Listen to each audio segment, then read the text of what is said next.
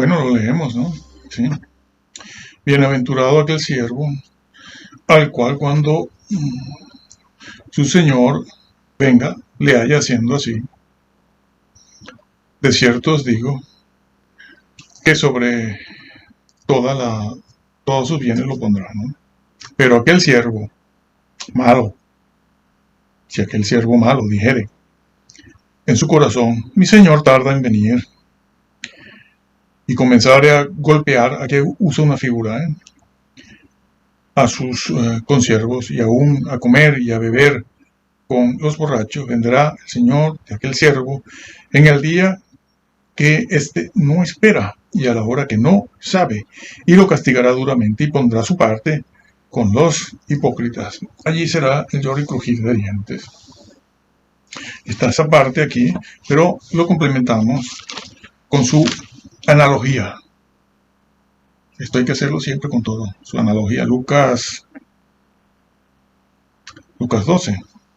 Pero no voy a leer esa misma porción, voy a leer la otra. Dice que tiene que ver más con las vírgenes, porque lo de las vírgenes es lo mismo. Existe una analogía, sí, en este tópico, entre todas estas figuras. Estén ceñidos vuestros lomos y vuestras lámparas encendidas. ¿Dónde está eso? En las vírgenes. Por ejemplo, y vosotros sed semejantes a hombres que aguardan a que su señor regrese de las bodas. Las bodas. Ay, pero esto es lo mismo de las vírgenes. Sí, claro. Está complementando la información que está allá.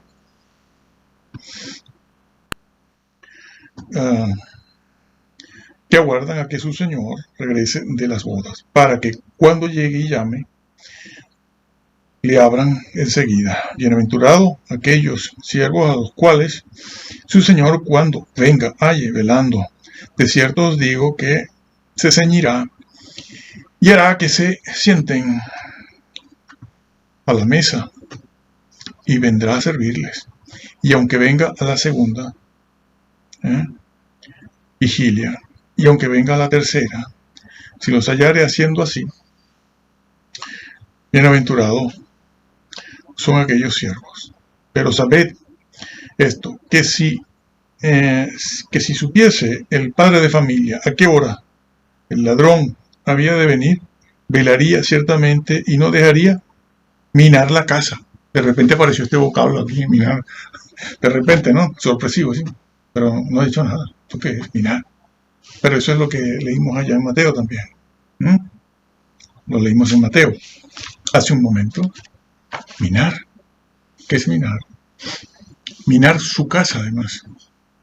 Bueno, antiguamente los ladrones solían arañar las paredes de una casa para entrar. Claro que eso hoy en día no se entiende y no se hace, porque nadie puede con las manitas, ni siquiera con una espátula o algún instrumento de albañil, ponerse a raspar los bloques, porque lo van a pillar en esa tarea, ¿no? Eso es muy difícil. Pero en aquella época era muy fácil, ¿no? Con un instrumento de albañil, incluso hasta con un cincel y martillo, la pared propia de una casa la podías empezar a arañar y entrabas, abrías un hueco. No. Claro que sí se hacía. A ver, el paralítico aquel que bajaron por el techo. ¿Cómo que lo bajaron por el techo? Porque abrieron el techo, señores. Era muy fácil abrirlo. Y lo bajaron por ahí porque en la casa donde estaba Jesús, la casa donde estaba hablando y predicando a Jesús, esa casa pues estaba llena de gente. ¿Y cómo entras tú con un señor acostado en una camilla? Ahí no hay paso, no puedes abrir. ¿Qué hicieron? Se fueron por arriba, arañaron el techo y entraron. Lo bajaron, por ahí lo bajaron. Tus pecados son perdonados. Eso fue lo primero. Y después, levántate y ve a tu casa. Bueno, minar significa eso, poco a poco. Dejar minar, un proceso, ya lo hemos explicado. Un proceso. Esto no es tan malo, me voy acercando, ¿no? Como Lot, que fue poniendo sus tiendas hacia Sodoma. No fue que se mudó, ese es otro error de ellos. Antes no era un error, ahora sí están diciendo esas cosas. No se fue a vivir, no, él no se fue a vivir a Sodoma y Gomorra. Él no era tonto, él sabía lo que había allí. ¿Eh? ¿Qué pasó? Que fue poco a poco, ¿no? Se puso a mitad de camino entre Sodoma y Abraham.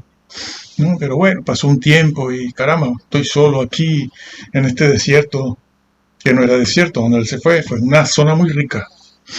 Y al año siguiente la mujer, porque aquí la mujer en este caso tuvo mucha culpa de esto, se fue arrimando poco a poco y en 2, 3 años ya estaba viviendo en Sodoma. Es lo que le pasa a todos estos creyentes con esto de Salomón y David y de esto que la ley nada.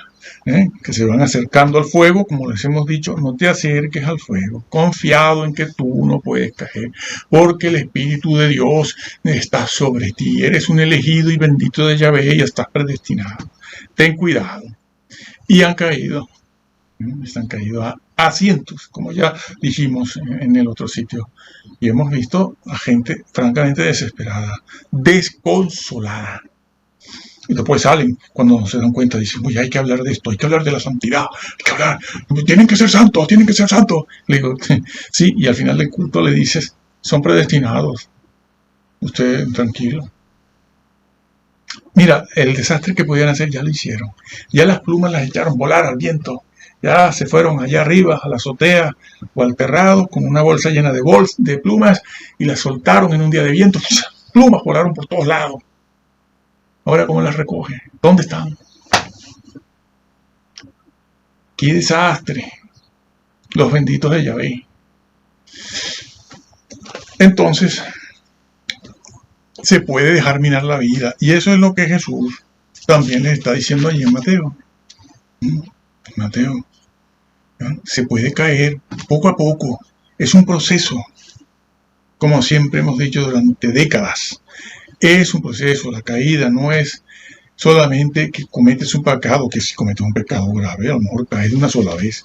Pero la Biblia no insiste tanto en eso, sino en el proceso de caída, paulatino, poco a poco, como dijimos en el vídeo de los maestros, el maestro que destruye con la doctrina. Y entonces eso es lo que significa minar, dejar minar, ¿no? Como el cáncer que va minando tu organismo, empieza en un punto muy pequeño y según tu fortaleza, según tu tratamiento, si lo atiendes a tiempo, bueno, ese cáncer se extiende más rápido o menos rápido. A veces se puede controlar y crecerá muy lentamente, otras veces en cosa de 2 años hemos conocido casos de primera línea, de primera mano, en un año. Una persona que no tenía nada o parecía no tener nada, se fue. Entonces, repito, si se hubieran fijado en esto, no hubieran tergiversado la Biblia de esta manera y hubieran condenado a tantas personas. Mateo 5. Eso es lo que dice. Y a partir de ahí, de ese versículo 19, si vuestra justicia no fuere mayor, la vuestra, mayor que la de estos, tampoco entras. Y entonces pasa a hablar de eso. Y cualquiera que llame a su hermano Racá se hace digno, objeto del fuego de la gehenna. Dice infierno, es una mala traducción. Ya sabemos. Eso ya lo sabe todo el mundo. Y poner infierno ahí no anula la doctrina. No la anula. Ya sabemos que Jesús ahí puso gehenna. Claro, el lago de fuego. El destino final.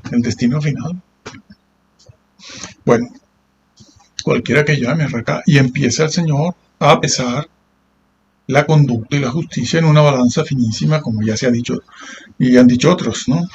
Finísima. Pero no puedes despreciar esto. Y hoy en día no sabemos qué está pasando con esta generación de personas. Hay una cosa más. Este Mateo 5, 6, 7, entonces, está ratificado por Jesús. ¿Dónde? En varios sitios. Mateo 22. Ahí está la unidad de pensamiento de Jesús, la unidad de tema y la unidad de doctrina. ¿Dónde? Bueno, lo leemos. La unidad de doctrina Mateo 22, ya saben lo que es, ¿verdad? Lo citan mucho para decirle a las personas que no tienen amor. Mateo 22 dice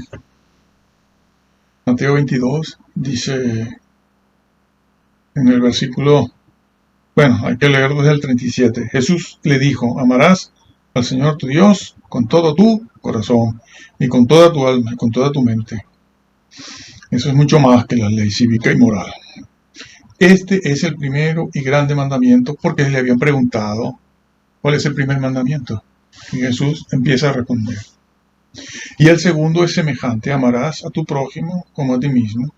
Es decir, no le hagas a los demás lo que tú no quieres que te hagan a ti. ¿Y cómo termina? De estos dos mandamientos depende la fe. De estos dos mandamientos depende la salvación. No, ¿por qué dices eso? ¿Por qué cambias la Biblia? ¿Por qué la tergiversas en nuestras propias narices? De esto depende la ley y los profetas. Sí, Señor. Tienes que cumplir la ley, esa que Jesús ha citado en el Decálogo, para que ames a Dios. Y esto Jesús lo dijo mucho: si guardáis mi palabra, me amáis. El que me ama, mi palabra, y a veces en plural, mis palabras, o mis mandamientos, es el que me ama. Es el que me ama. ¿Por qué lo cambia? Si cumples con el Decálogo, si cumples con la ley y los profetas, entonces estás cumpliendo con el primer y segundo mandamiento. ¿Y por qué los profetas? Porque la misión de los profetas fue una. No lo confundan con los sacerdotes y los levitas, porque por lo general el profeta era profeta, aunque hubieron algunos sacerdotes que fueron profetas, como el Bautista. De padre, Zacarías era sacerdote, pero su hijo, además de sacerdote, era profeta, pero ejerció como profeta, no como sacerdote. Entonces, ¿por qué profetas? Porque el profeta vivía separado, no aislado, pero separado de Israel. ¿Por qué? Por los pecados, claro. No se contagiaba. A él no lo minaban, moralmente no lo minaban.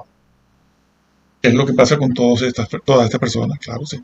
Como ya son salvas, pues, se meten en el mundo, saltan, bailan, tienen celebraciones. En esas celebraciones a veces hay droga y hay otras cositas que vienen después de la celebración.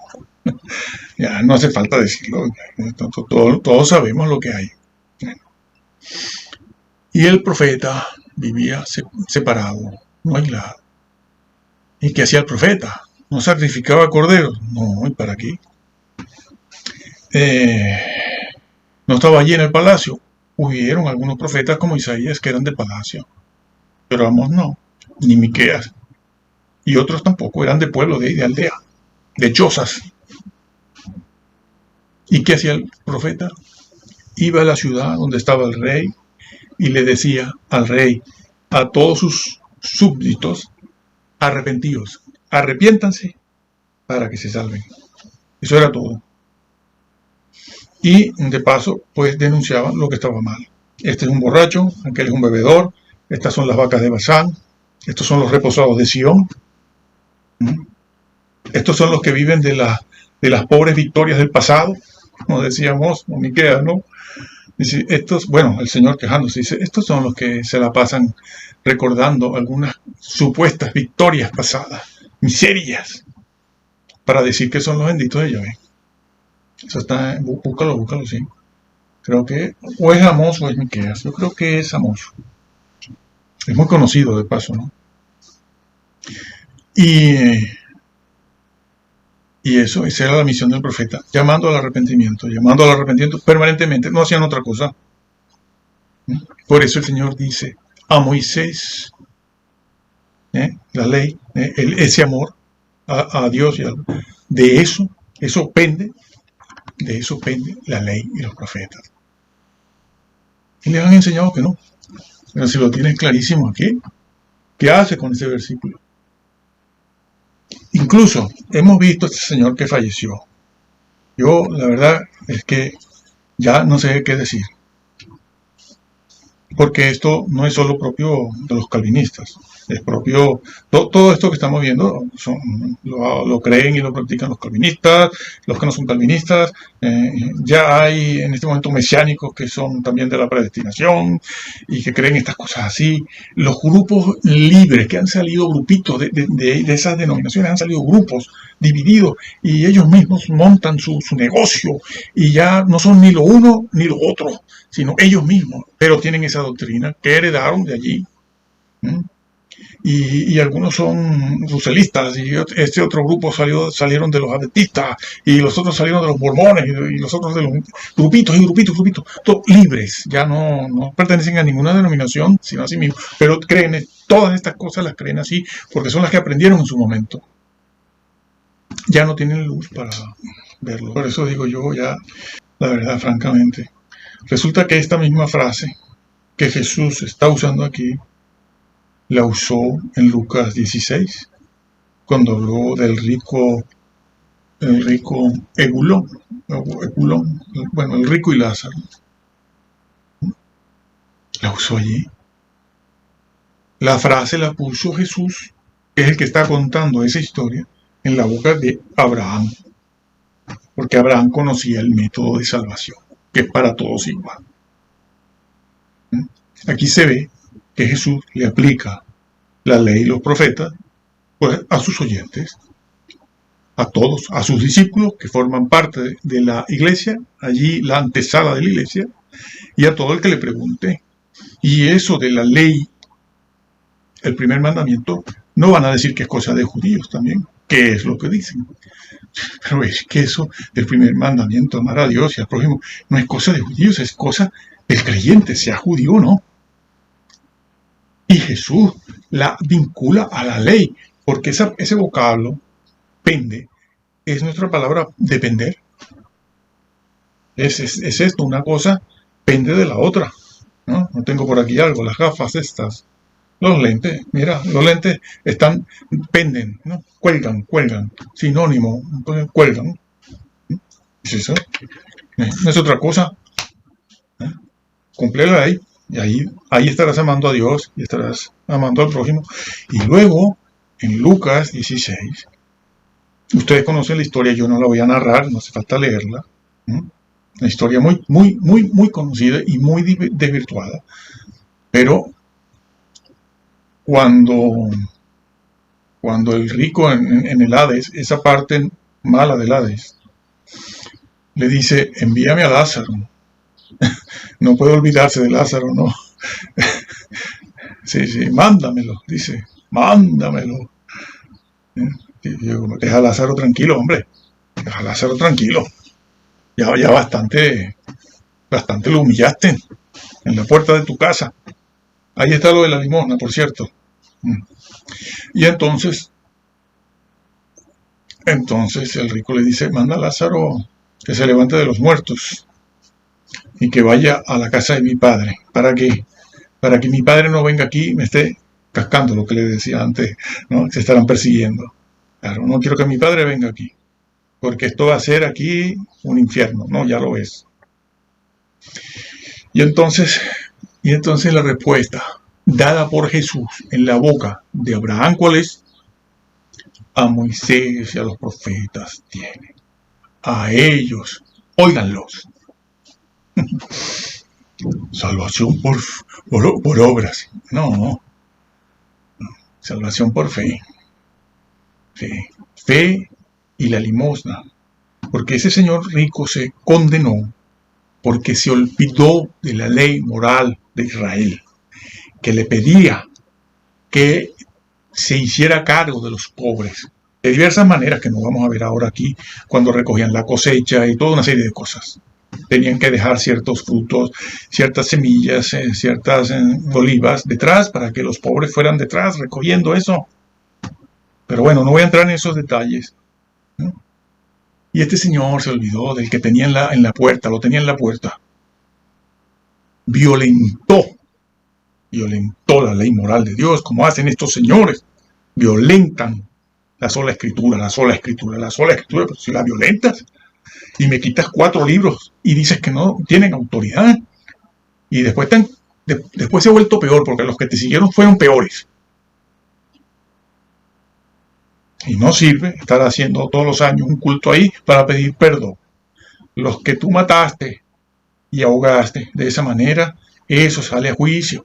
Las almas de aquellos que derramaron la sangre están debajo del altar, pidiendo y clamando por justicia delante de Dios. Apocalipsis 6. Aparte de que el Señor lo dijo.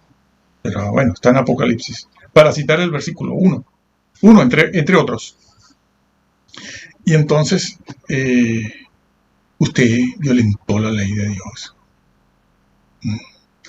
Tuve hambre y no me diste de comer. Estuve desnudo y no me vestiste. Estuve preso y no me visitaste. Apartaos de mí, inicuos, al fuego eterno. Es lo mismo que ha hecho la iglesia. Entretenerse en sus bailes, danza, celebraciones. Bueno, podrán bailar y saltar. Eso no es adoración, ni siquiera eso. Tuve hambre y no me diste de comer. Y entonces se extrañan de ver al rico en el infierno. Ay, no tenía fe. No, fe sí tenía. Era un hombre muy importante en medio del pueblo de Israel. Un hombre que se codeaba con el sumo sacerdote, los principales o príncipes de Israel que los habían por allí, como el joven rico. Es un principal, un príncipe. Y se codeaban con Pilato y Herodes. La criminata, eso que ustedes llaman criminata. Un hombre importante de fe. Sí, pero no practicó la justicia. A Moisés y a los profetas tienen. Obedezcan si quieren entrar. Dile a mi padre, dile a mi madre, para que no vengan aquí, que Lázaro que les advierta de este lugar. Pero si tienes a Moisés, no, así no se salvan. Bueno, eso lo dicen los de ahora. La ley no salva. Y eso de la ley y los profetas es lo que Jesús acaba de responderle a estos señores que le preguntaron tentándolo, allí en Mateo 22, tentándolo, porque eso es lo que buscaban con esa pregunta, ¿cuál es el primer mandamiento? Eso era lo que estaban buscando, tentando. Y el Señor respondió correctísimamente, mansamente, y les dijo, amarás a Dios y a tu prójimo. Hazlo. ¿Cómo? La ley y los profetas. Eso depende de la ley y los profetas. Hazlo. Tienes un ejemplo, mira al rico. Y me sorprende muchísimo que este señor que falleció y este que quedó, el Arthur descuartizan completamente esa historia. Porque es una historia. La descuartizan. Dicen, no era salvo. No, el infierno no. Claro, como ellos son predestinados y ningunito de ellos puede ir al infierno, ¿para qué hablas del infierno? ¿Para qué te horrorizas del infierno? Tú no vas a ir, ni los tuyos tampoco. Los que están destinados no van, según ustedes. Eso es para los mugrientos, nosotros, los mugrientos, los que no estamos, los que somos, dicen herejes. Como hizo esos mismos 2 señores hicieron con la parábola de la Virgen. Después de hablar de todo aquello, las virgen, las lámparas, y de ahí no salían. Cuando llegaron a la parte donde se nos cuenta que Jesús vino, unas entraron y otras no, allí lo dejaron. ¿Y qué dijeron? Dijeron, bueno, falsa conversión. ¿Falsa conversión? ¿Usted ha leído lo que sigue? Bueno, lo leemos aquí. Lo leemos aquí. Esto es Mateo 25. Mateo 25. Las vírgenes. Mientras ellas iban a comprar, las insensatas, vino el esposo. Ya era tarde. Les han enseñado, yo a última hora me convierto, yo a última hora pido perdón. Lo que no hiciste en los 10 años anteriores o 5 años anteriores, no lo harás ahora. No lo harás ahora, no.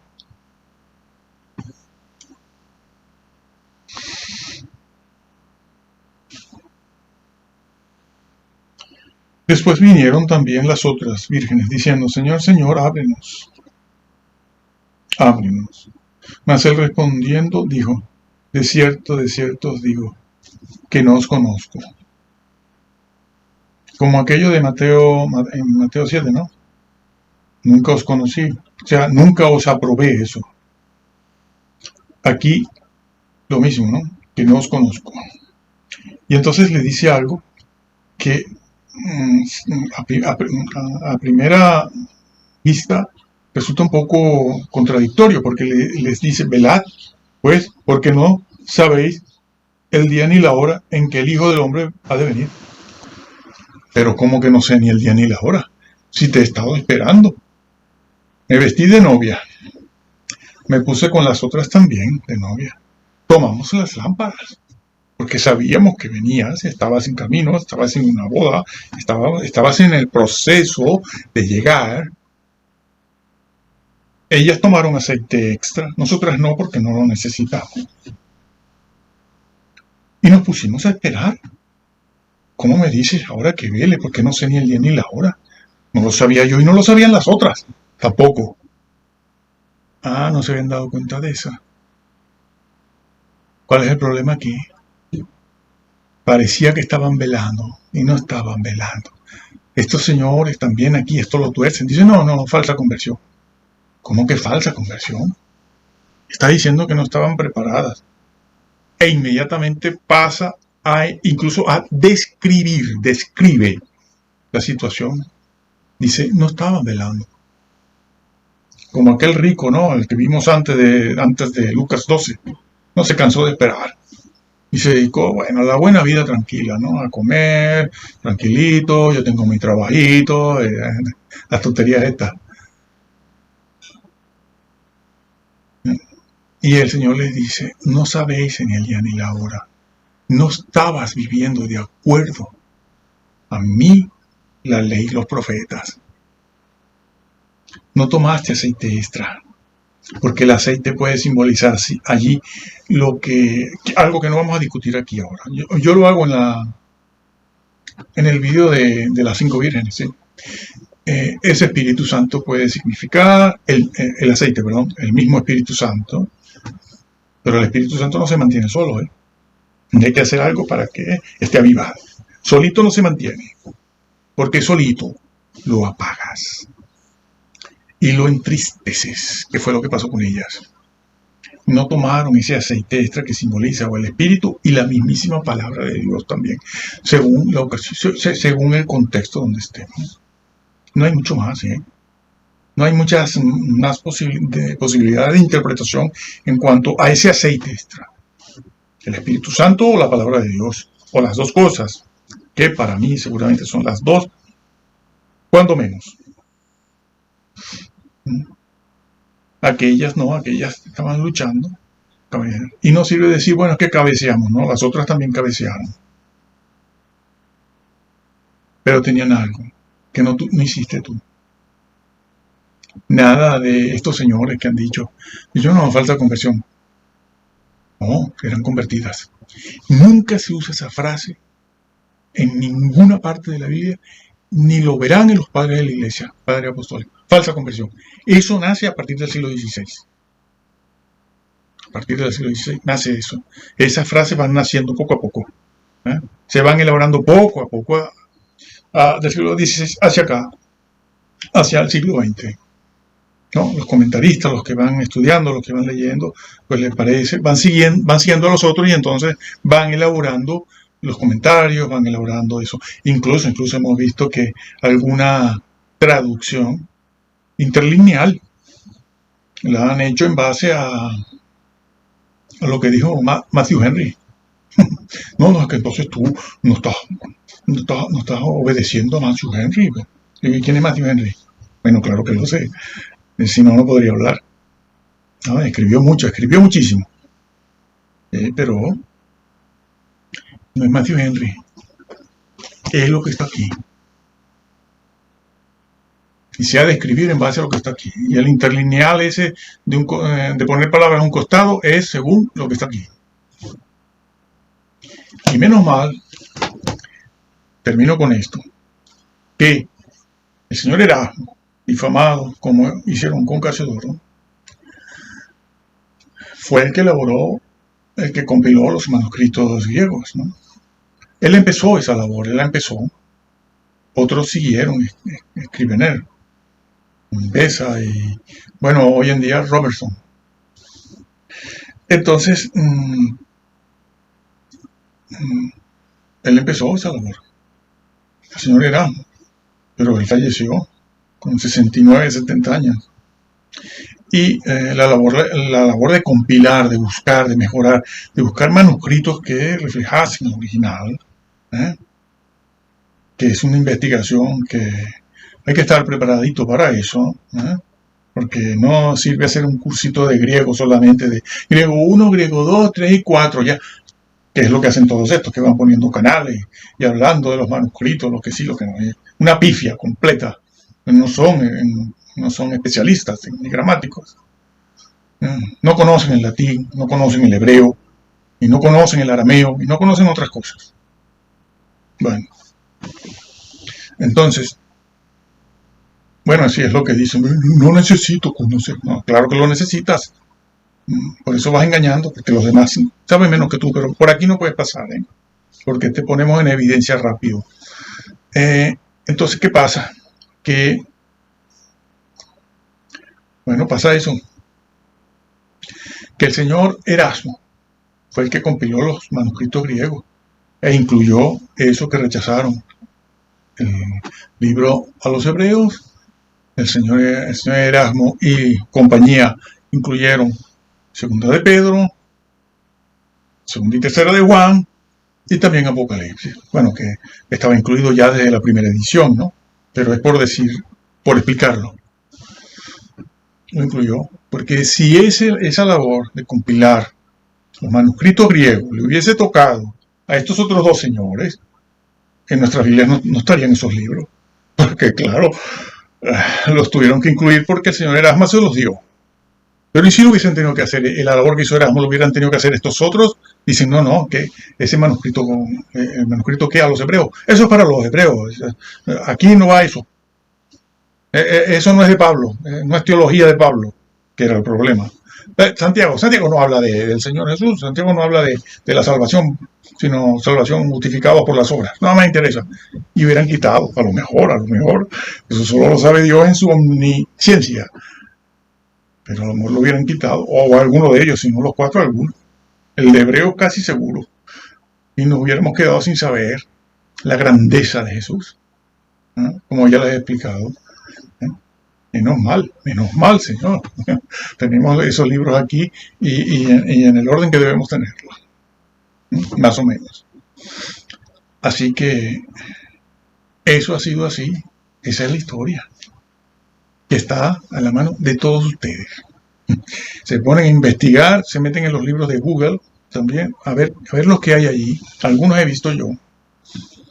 Y se enteran, se dan cuenta de cómo han sido las cosas. Por eso termino. Bueno, termino diciéndole, señores, eso de la ley de los profetas, que no hemos visto nada, sino una introducción, apenas, señores, eso se corresponde.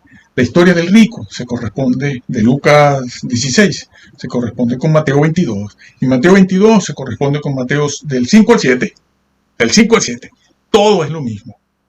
Es enfocándose sobre la justicia. La justicia está basada en el decálogo, las normas, los preceptos y los testimonios del Señor Jesús, todos morales. Por eso ese señor rico, siendo judío, siendo una persona importante en el pueblo de Israel, siendo un hombre seguramente de sinagoga o de templo, se perdió. ¿Por qué?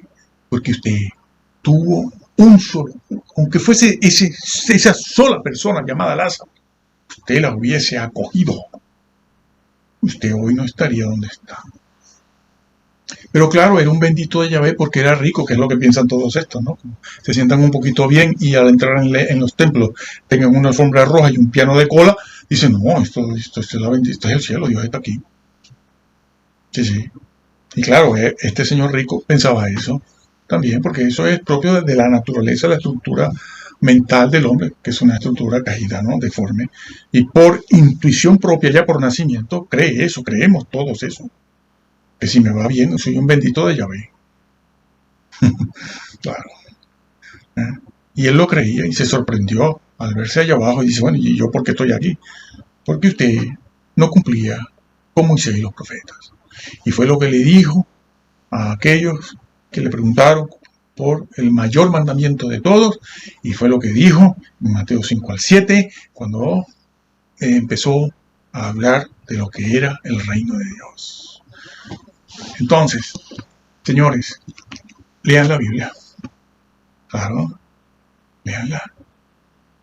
Leanla. Porque yo les dije, después de 42 años de investigación, y los que me queden todavía, que pueden ser muchos, miren, créanla tal cual está.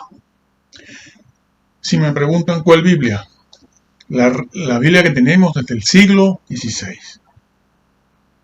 que está traducida de los manuscritos bizantinos, y el Textus Receptus es todavía mejor. Tendría que explicar esto, pero bueno, es mejor que todo el bizantino. Digamos que el Textus Receptus contiene al bizantino, aunque lo mejor es al revés. Pero lo que tiene el Textus Receptus, que ha sido revalorizado, es la palabra de Dios en un 99%. Y está reflejado en castellano aquí. Si tú lees inglés o quieres compararlo, pues bueno, en la King James. Compra la King James que no esté tocada, ¿no? No haya habido una mano negra ahí que alguna cosita la cambió. La estándar o, bueno, alguna revisada, etcétera. Pero en castellano, Casiodoro de Reina, cualquier versión, 1602, 1800, hay una del 62 y del 65, 1865, la de 1909, que es la que mejor podemos comprender el castellano, o la de 1960, porque la de 1960 está salpicada un poquito por los alejandrinos. Ya veremos eso, quizás la próxima meditación la hagamos sobre eso, y les voy a demostrar eso que estoy diciendo. Vamos a poner los manuscritos uno al lado del otro, a ver, como ya he hecho en el pasado, ya lo he hecho alguna vez. Entonces, el Reina Valera, 1960. Las demás, bueno, yo siempre digo, mire, tenga la Biblia que pueda tener, para que usted vea en su casa, no en la iglesia. En la iglesia se ha de leer esta. En su casa usted puede tener otras para estudiar y también para ver cómo se deforma la doctrina. Ya hablaré de el peligro que hay en estos manuscritos que han borrado y han quitado, han puesto, y que dicen, bueno, pero no importa porque la doctrina no cambia. Cambia. Yo te lo puedo demostrar. Además que estás borrando evidencias. Estás borrando evidencias. El diablo es muy astuto. Y tú estás siendo la pluma mentirosa del diablo. Cizaña, serás juzgado por esto. Sabiendo que el Señor lo dijo. Y que el Señor se quejó a través de los profetas de aquellos escribas masoretas. No digan eso porque en el Antiguo Testamento no había masoretas. La pluma mentirosa que inventa, incluso eso está en Jeremías, búsquenlo. El Señor siempre se ha quejado de esas personas. Dios no va a impedir que eso pase, que es la otra cosa que siempre dicen. Dicen, bueno, Dios ya se encargará de... No, es tu responsabilidad, es tuya. Por eso estamos como estamos ahora, en esta apostasía, Biblias por aquí, Biblias por allá, Biblias por el otro lado, doctrinas así, doctrinas acá. Y lo que hicieron en el siglo II, III, borrando y quitando, es lo que han hecho estos, con poner al lado de ese vocablo, poner ahí, alzar. Has cambiado la doctrina del Nuevo Testamento, toda, con una sola palabra. Y tus seguidores, la has cambiado toda la doctrina. Has tenido que cambiar el versículo 6, y resulta que ese versículo 6 está esparcido por todo el Nuevo Testamento. Y si tú cambias ese versículo, el significado en el Nuevo Testamento, tienes que cambiarme también aquello a lo que esos versículos en otras páginas de la Biblia, tienes que cambiar a lo que esos versículos se refieren. Como por ejemplo las bodas. Mateo 22 también, ¿no? Tienes que cambiarlo. Y si me cambias eso, entonces no me puedes echar a las tinieblas de afuera aquel señor que el Señor sorprendió dentro de las bodas y le dijo: ¿qué haces tú aquí? ¿Qué haces tú aquí? Sáquenlo de aquí. Y tiene esa misma expresión: échalos a las tinieblas de afuera, lloro y crujir de dientes. Pero claro, si eso no es sino disciplina, entonces ¿qué estás haciendo, Señor? Cambiaron el mensaje. Bueno, cada quien es responsable. Nosotros les estamos diciendo la verdad y eso es fácilmente corroborable. Y aquí hay muchos vídeos donde hay que poner unas palabras, poner el texto, poner eso. Porque esto es, y el hebreo es una introducción. Bueno, lea la Biblia tal cual, créala tal cual. Se va a equivocar menos que si va siguiendo las doctrinas de todos estos señores. Y que el Señor les bendiga.